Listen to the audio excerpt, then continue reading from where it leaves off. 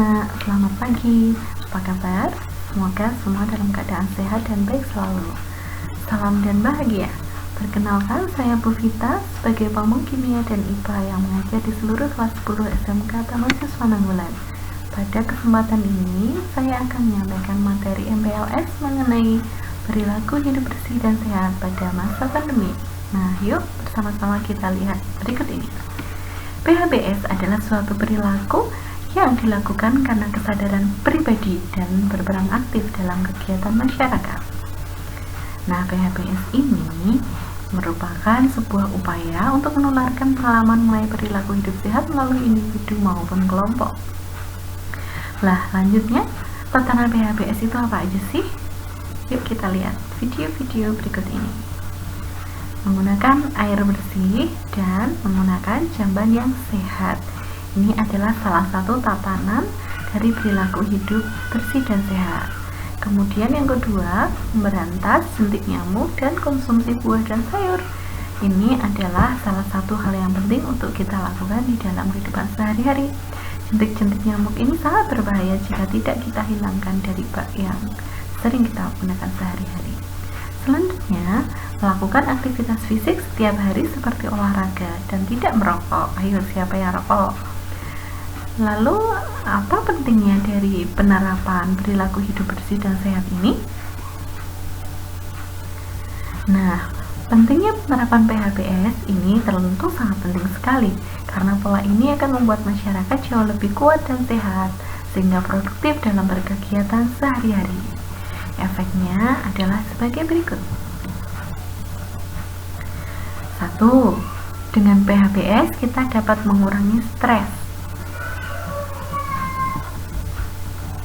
Kemudian, yang kedua, dengan menerapkan perilaku hidup sehat, kita akan meningkatkan energi. Selanjutnya, yang ketiga, dengan perilaku hidup bersih dan sehat dalam kehidupan sehari-hari, maka akan dapat mengurangi risiko tertular penyakit.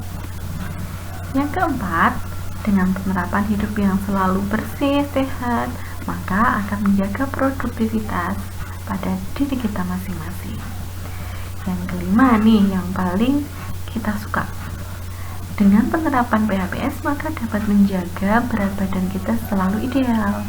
Nah, dalam kondisi pandemi yang terjadi di Indonesia saat ini, pola perilaku hidup bersih dan sehat sangat penting karena PHBS menjadi salah satu upaya mencegah terjadinya penyebaran virus corona yang semakin meluas.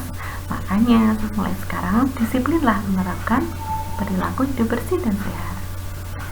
Upaya mencegah penularan dari virus corona dapat kita amati di data berikut ini. Ada rajin mencuci tangan, menggunakan masker, menjaga daya tahan tubuh, physical distancing, isolasi mandiri, menjaga kebersihan lingkungan, dan penyemprotan menggunakan disinfektan di lingkungan sekitar kita. Perlu diperhatikan hal-hal berikut saat kalian berada di luar rumah. Apa aja? Nah, sangat penting untuk menerapkan physical distancing. Masker. Nah, selanjutnya kita akan belajar mengenai penyebaran awal mulanya COVID-19 di dunia ini. Nah, COVID-19 disebut 19 karena dia ditemukan pertama kali pada tahun 2019 di Pasar Hunan, Kota Wuhan, Cina. Nah, ini Cina ya. Jadi, di Cina ini dulunya pertamanya katanya dari hewan ya, tapi akhirnya dia bisa menyebar ke manusia. Dan penyebaran antar manusia ini lebih berbahaya karena hanya dengan tangan yang kotor saja bila menyentuh sesuatu benda ataupun apapun maka akan terkontaminasi virus corona, sehingga apabila tangan tersebut langsung menyentuh mata, hidung atau mulut maka kita dapat terkontaminasi virus COVID-19. Selanjutnya, COVID-19 ini memiliki beberapa gejala. Di antaranya yaitu sesak dan sulit bernafas, demam yang sangat tinggi, sakit kepala, batuk kering, dan hilang indera penciuman dan perasa. Nah, sampai saat ini untuk penyembuhannya belum ada vaksin yang dapat menyembuhkan virus COVID-19. Nah, saat ini vaksin hanya sifatnya meminimalisir dampak atau perasa yang timbul karena virus COVID-19 ini. COVID-19 ini bersifat self-limiting sehingga dapat sembuh sendiri dalam waktu beberapa hari asal kita mau menjaga daya tahan tubuh kita. Nah, kemudian untuk pencegahan penularan COVID-19 ada istilah 3M yang dikenal dengan 1. Memakai masker, menjaga jarak minimal 2 meter, dan mencuci tangan menggunakan sabun atau hand sanitizer. Yang sekarang ada 5M ya, ditambah dengan membatasi mobilitas dan menjauhi kerumunan. Selanjutnya, etika batuk dan bersin agar penularan ini dapat kita minimalisir. Nah, ada 3 cara untuk etika ketika kita batuk atau bersin. Di antaranya kita bisa melihat dari gambar berikut ini. Yang pertama, ketika kalian batuk dan bersin, coba usahakan untuk tutupi mulut dan hidung. Nih ya, hidung dan mulut kita ditutup. Ketika batuk atau bersin, kalian bisa menggunakan tisu atau siku bagian dalam untuk menutupi mulut dan hidung. Selanjutnya, setelah itu kita membersihkan kontaminasi dengan membuang tisu yang telah terkontaminasi tadi segera ke tempat sampah. Setelah itu kita mencuci tangan. Nah, mencuci tangannya wajib menggunakan sabun dan atau bisa menggunakan hand sanitizer. Nah, ini sangat penting sekali karena bisa mengurangi virus tersebut untuk tetap tinggal di tangan kita. Yang penting jangan menutup dengan telapak tangan langsung ketika kita batuk atau bersin, apalagi tidak menutup sama sekali, itu lebih berbahaya, bisa menularkan ke sekitar kita, kan bisa menempel kan di benda-benda sekitar kita. Makanya ketika kita batuk, usahakan ditutup menggunakan tisu atau siku bagian dalam. Selanjutnya kita akan mengetahui bagaimana cara pakai dan melepas masker yang benar. Ini yang pertama, sebelum kita memakai masker, cuci tangan terlebih dahulu ya. Selanjutnya, pastikan masker dalam kondisi bersih dan tidak rusak. Kemudian setelah itu, selalu memegang masker pada bagian tali, jangan pada bagian tengahnya. Selanjutnya, pakailah dan sesuaikan masker dengan bentuk wajah, tanpa ada celah, dan harus menutup hidung, mulut, dan dagu secara keseluruhan. Harus benar-benar tertutup itu ya, jangan sampai ada bagian yang terbuka, itu akan sangat mudahkan virus untuk masuk ke mulut kita. Selanjutnya, hindari menyentuh masker selama menggunakannya pada wajah. Ini yang sering lupa ya, biasanya kita sering menyentuh muka. Untuk saat ini tolong dikurangi. Nah, pada saat kalian melepaskan masker, usahakan yang dipegang adalah bagian tali yang ada pada telinga atau di kepala, jangan pada bagian muka lagi ya. Sering ini kita lupa selalu megang bagian muka berulang kali, itu sangat berbahaya sekali. Kemudian ketika kalian sudah melepaskan masker, jangan sampai kalian menaruh masker di sembarang tempat. Simpanlah masker yang tadi ya, yang sudah dipakai dan dalam keadaan tidak kotor dan tidak basah, ke dalam kantong plastik yang dapat ditutup, ada klipnya itu ya.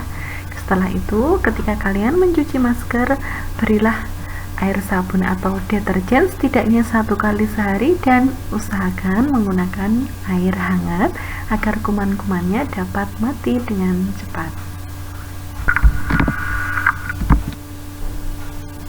Kemudian yang selanjutnya, nih kalian bisa melihat bagaimana cara memakai masker. Ada 2 gambar. Di sini kita bersama-sama menentukan adakah gambar yang benar ataukah semua gambar salah atau keduanya benar. Coba untuk gambar yang pertama ini kita bisa amati ya.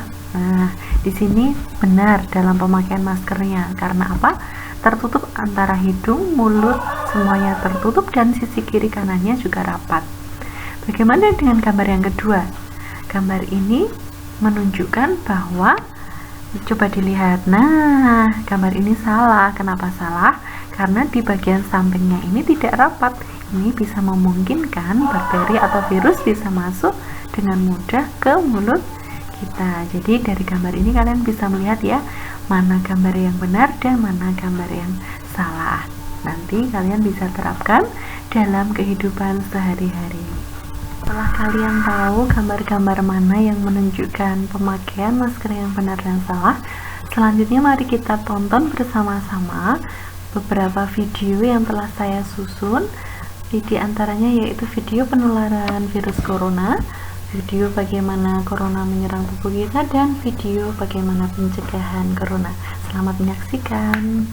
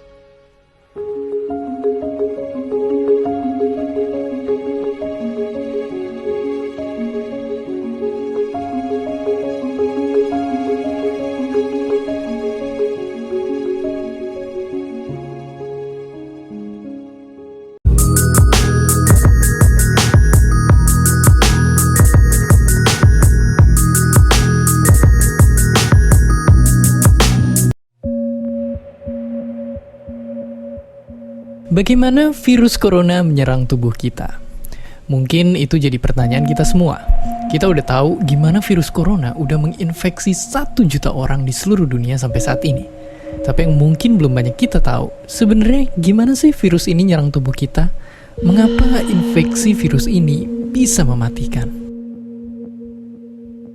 Semua dimulai dari sini. Ketika virus corona masuk ke tubuh kita lewat percikan batuk atau bersin orang yang positif, baik secara langsung atau waktu kita nyentuh benda yang udah terkena percikannya dan gak cuci tangan setelahnya. Kalau udah gitu, si virus masuk lewat saluran pernapasan dan bergerak terus menuju sasaran utamanya, paru-paru. Disinilah virus yang punya 3 bagian utama ini mulai bekerja. Pertama-tama, paku protein corona ini akan nempel di paru-paru dan organ-organ lain yang selnya kaya akan protein ini, protein ACE2. Kalau tubuh kita ibarat rumah dan virus corona itu perampok, ACE2 itu ibarat gagang pintu rumah kita. Begitu udah nempel, perlahan tapi pasti virus ini akan ngedorong masuk ke dalam sel kita. Dan begitu berhasil masuk, barulah aksi sebenarnya dimulai. Di fase ini, tubuh virus corona akan membuka dan sang hacker pun terbebas. Dia akan ngehack inti sel sehat untuk nipu sistem imun tubuh kita biar nggak nyerang virusnya. Dan sekaligus ngebuat inti sel jadi memproduksi cikal bakal virus corona baru. Sel yang udah terinfeksi dan dihack ini selanjutnya akan terprogram untuk bunuh diri dan melepaskan jutaan virus corona yang siap nginfeksi dan ngehack sel-sel sehat lainnya. Ya, awalnya mungkin kita cuma kemasukan virus corona yang jumlahnya dikit, tapi dalam hitungan hari aja udah akan ada jutaan sampai miliaran virus corona baru, bikin paru-paru kita dipenuhi oleh mereka.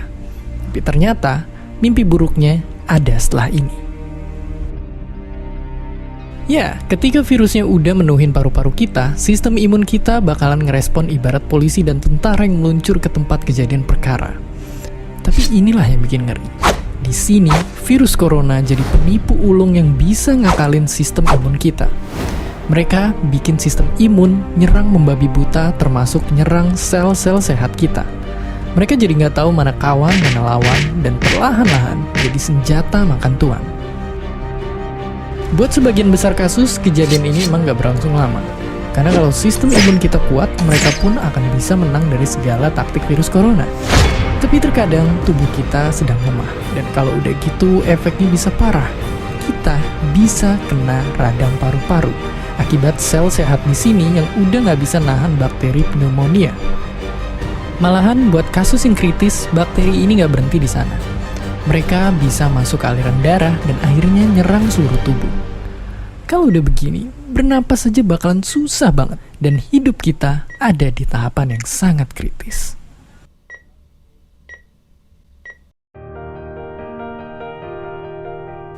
Ya, mungkin dengan fakta-fakta barusan bikin kita takut dan khawatir. Tapi ingat, kita pun punya cara buat memperkuat daya tahan tubuh kita. Makan makanan bergizi. Ya, bukan lagi sekedar 4 sehat 5 sempurna, tapi ikutilah pedoman gizi seimbang yang bisa ningkatin imun tubuh kita. Virus corona bisa parah kalau kita emang sakit, tapi kalau tubuh kita sehat, kita punya harapan untuk bertahan. Dan seperti biasa, terima kasih. Terima kasih udah nonton Kok Bisa. Punya pertanyaan lagi? Tulis aja di kolom komentar di bawah. Keep asking and stay curious.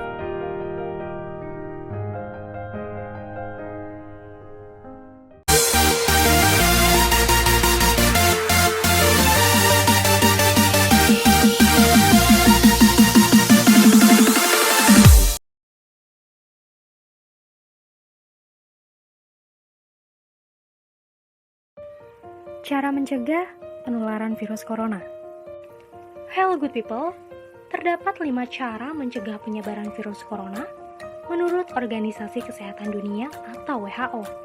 Di antaranya sebagai berikut. Langkah yang pertama yaitu dengan menghindari menyentuh bagian mata, hidung, dan juga mulut.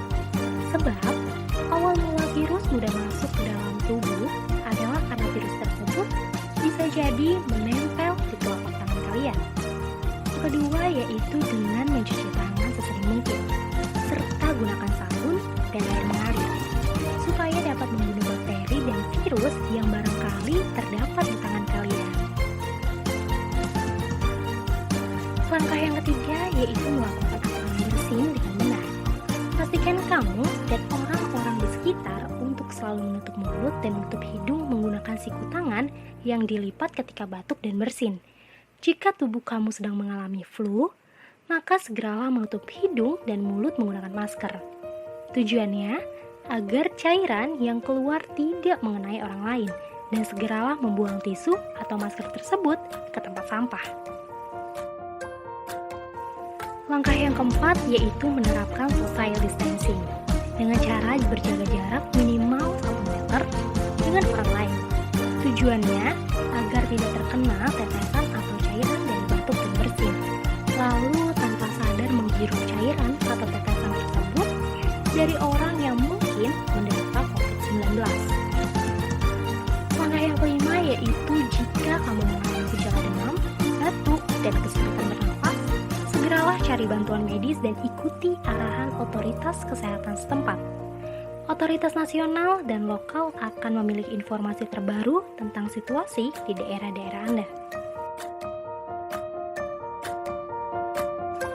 Nah, good people, tetap jaga kesehatan ya. Sampai jumpa di episode selanjutnya. Nah, gimana? Tadi kalian sudah melihat beberapa video di depan ya. Tadi kalian sudah melihat tentang penjelasan mengenai pentingnya PHBS, pengenalan virus corona, etika bagaimana ketika kita batuk dan bersin, dan cara memakai masker yang benar, penularan virus corona, cara virus corona menyerang tubuh kita, dan pencegahan virus corona. Nah, semoga video ini nanti bermanfaat untuk kehidupan sehari-hari kalian. Nanti setelah akhir video ini silahkan kalian mereview sebagai tugas kegiatan MPLS pada hari ini. Saya rasa sekian, semoga banyak memberikan manfaat untuk kalian. Terima kasih, salam.